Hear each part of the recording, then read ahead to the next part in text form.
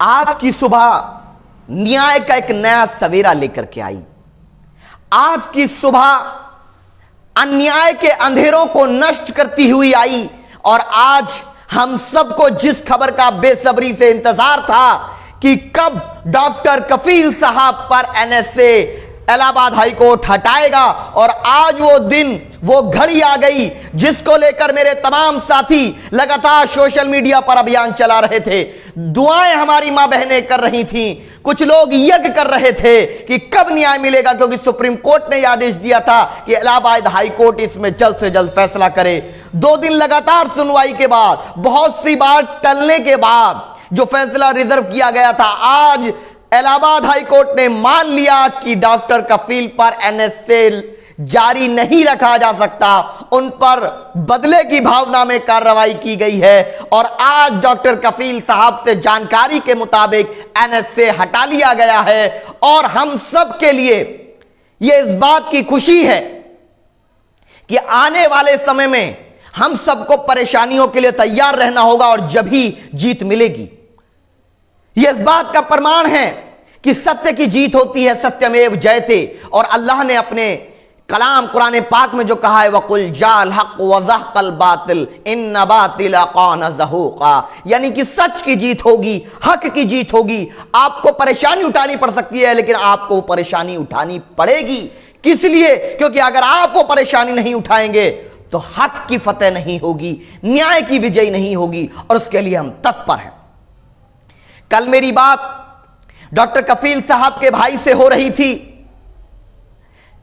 और वो उन्होंने जो कहा, मैं उनकी सोच को, उनके परिवार की सोच को सैल्यूट करता हूं। उन्होंने कहा कि डॉक्टर कफील साहब तो हमें उम्मीद है कि बाहर आने वाले हैं, लेकिन हमारी न्याय की लड़ाई खत्म नहीं होगी। अब यही लड़ाई हम डॉक्टर अय्यूब साहब के लिए लड़ेंगे, जिनको भी बदले की भावना में डॉक्टर कफील साहब के तरह देश के जाने माने डॉक्टर अय्यूब साहब को एनएसए लगा करके जेल में डाला गया। बाबा से जो सवाल करे, मुख्यमंत्री जी से जो सवाल करे, जो न्याय की बात करे, जो अपना वैचारिक मतभेद जाहिर करे, उस पर एनएसए लगाते हैं। और इन्हीं के यहां पर जो बकरा ईद पर उंगली उठाए, धार्मिक टिप्पणी करे, उस उत्तर प्रदेश में जो महिलाओं की इज्जत लूटे, उस पर एनएसए नहीं लगता है। यह प्रमाण हो चुका है कि बदले की भावना में एक हथियार के तहत एनएसए का इस्तेमाल किया जा रहा है। और मैं तमाम को आज खुले दिल से सैल्यूट करता हूं, क्योंकि सब लोग जब से डॉक्टर साहब जेल में, और पिछली बार भी हमें तो याद है, पिछली बार का भी हमें याद है कि हम लोग किस तरीके से जब निकलना पड़ा था। पिछली बार भी जब डॉक्टर साहब अंदर गए थे ऑक्सीजन बीआरडी कॉलेज वाले मामले में, उसमें भी दुश्वारियां हमें उठानी पड़ी थी, बहुत से लोगों को लड़ाई लड़नी पड़ी थी। और आज भी सबकी लड़ाई से, सबकी मेहनतों से डॉक्टर कफील साहब बाहर आ रहे हैं, डॉक्टर कफील साहब बाहर आ रहे हैं। और मेरे साथियों, आप जो ये आवाज बुलंद करते हैं, ये कम से कम जनता तक तो पहुंचती है। बेशक फैसला अदालत ने किया है, और अदालत में वकील जो थे वो डॉक्टर कफील साहब की फैमिली ने प्रोवाइड कराए थे, लेकिन आप सभी साथियों ने, किसी ने धरना प्रदर्शन किया, किसी ने मेमोरेंडम दिया, किसी ने फेसबुक पे लिखा, किसी ने ट्विटर पे लिखा, जिसने जो भी योगदान दिया, लिया नहीं, जो कुछ जिसने दिया, सबका मैं दिल से शुक्रगुजार हूं। और आज इस लड़ाई को खुद से लड़ना होगा, खुद से लड़ना होगा, क्योंकि उत्तर प्रदेश में उर्दू नाम वालों पर एनएसए का एक मिजाज बन चुका है। आज डॉक्टर कफील साहब जेल से बाहर ही सिर्फ नहीं आएंगे, या उन पे से ही एनएसए नहीं हटा है, बल्कि न्यायपालिका पे विश्वास मजबूत अल्पसंख्यक समुदाय का हुआ है। और इसी तरह के फैसले देकर न्याय करना होगा। जब न्याय होगा, सबका विश्वास होगा। अब अगली लड़ाई डॉक्टर अय्यूब साहब के लिए हम सबको मिलकर लड़ना है। लड़ाई इसलिए मैं ये कह रहा हूं क्योंकि योगी जी जो सवाल करता है उस पर एनएसए लगा देते हैं। और जानते ही हथियार कौन लाया था? 1980 में एनएसए कांग्रेस पार्टी ने बनाया था। जो कांग्रेस पार्टी आज बैनर लेकर कह रही थी डॉक्टर कफील को रिहा करो। हम आपके भावनाओं की कदर करते हैं प्रियंका गांधी जी, लेकिन आपकी दादी ने इस कानून को, इस काले कानून को, मैं तो इसको काला कानून मानता हूं, जिसका दुरुपयोग सरकारें विभिन्न मौकों पर करती रही हैं। इस काले कानून को लाने वाली 1980 में इंदिरा गांधी जी थी। जब वो इमरजेंसी से घबरा गई, इमरजेंसी लगाया और विद्रोह से, अपने से सवाल करने से घबरा गई, तो विपक्ष की आवाज को दबाने के लिए एक हथियार लाया गया जिसका नाम एनएसए था, जिसको कांग्रेस पार्टी लेकर आई थी। यानी कांग्रेस और भाजपा दोनों के दोनों लोग जनता की आवाज दबाना चाहते हैं। डॉक्टर से देश को खतरा है। चलिए, बहुत सी पोल खुल गई इनकी, लेकिन आज हम सब के लिए एक तरफ पहली स्टेप खुशी का यह है कि फैसला हमारे हक में आया, न्याय की जीत हुई। और मैं कह सकता हूं कि सत्य विचलित हो सकता है, पराजित नहीं हो सकता।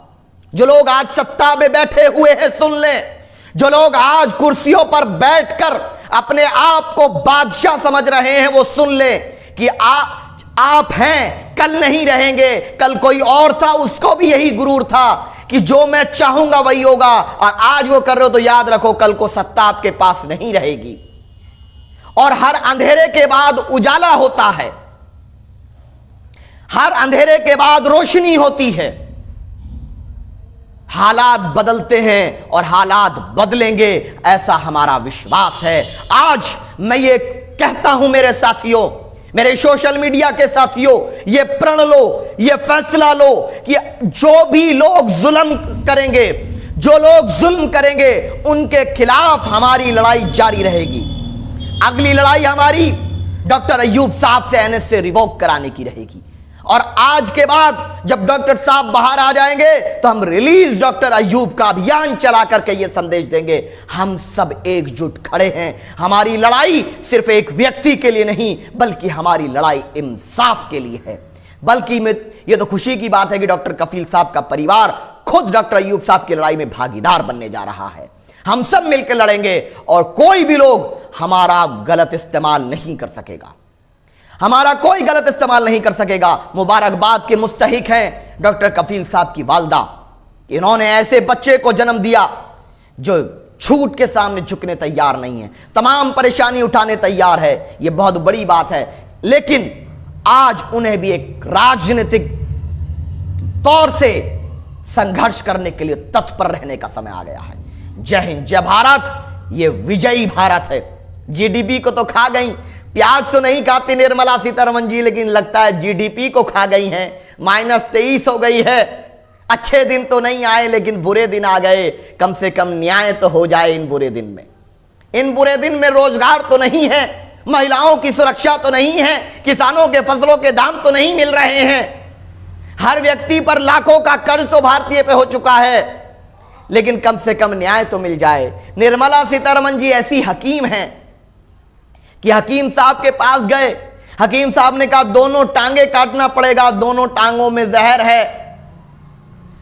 अब हकीम साहब की बात मानी गई और टांग काट दी गई। लेकिन टांग काटने के बाद पता चला कि जो टांग काटी गई हैं उनमें जहर नहीं था, बल्कि लुंगी रंग छोड़ रही थी। वही हाल यह है कि इकोनॉमी को बर्बाद कर दिया निर्मला सीतारमण जी ने, और आज वो बता रही है कि एक्ट ऑफ गॉड है, यानी ये भगवान की देन है। और अमित शाह जी कहते हैं नरेंद्र मोदी भगवान है, यानी कि ये सब कुछ नरेंद्र मोदी सरकार की नाकामी की देन है कि जेट एयरवेज बिकने की कगार पर खड़ा है और एयर इंडिया से स्टाफ निकाला जा रहा है, दूसरी तरफ बीएसएनएल से स्टाफ निकाला जा रहा है, तीसरी तरफ बीएचईएल की हालत खराब है। सारे एयरपोर्ट धीरे धीरे अडानी को दिए जा रहे हैं। किसान आत्महत्या करने पे मजबूर है। 45 साल में सबसे ज्यादा बेरोजगारी दर अब है, और कंटेम्प्ट ऑफ कोर्ट करने की कीमत भी अब 1 रुपया लगती है। ये हालात बन चुके हैं। तो ऐसे में अगर न्याय जीवित रह गया तो ये विजयी होगा। और हमें यकीन है, विश्वास है कि जो सरकारें आज देश को गुलामी की तरफ ले जा रही हैं, एक दिन जरूर आएगा कि न्याय करने वालों की और भारत को सुपर पावर बनाने वालों की सरकार होगी। जब यहां पर मुगल राज था जिसको गुलामी बताते हैं, तो जीडीपी हमारी +20+ हुआ करती थी। जब ब्रिटेन का राज था तो 4 हुआ करती थी। कांग्रेस का राज था तो 8 के करीब हुआ करती थी, 8 से 9, लेकिन मोदी जी के राज में, इनके भगवान के, अमित शाह जी के भगवान बकौल उनके राज में ये जीडीपी -23 हो चुकी है, जहां देश गुलामी की तरफ है। और एक दिन वो आएगा जहां रोटी के लिए भीख मांगने की स्थिति हो जाएगी। अगर आज ना जागे तो कल वो दिन आने वाला है कि भारत पर सबसे ज्यादा इकोनॉमिक फेल्योर के, यहां तक कि इकोनॉमिक बर्बादी के बादल मंडरा रहे हैं। अगर न जागे तो आने वाला समय भारत की इकोनॉमी के लिए बहुत बुरा होने वाला है। जय हिंद, जय भारत।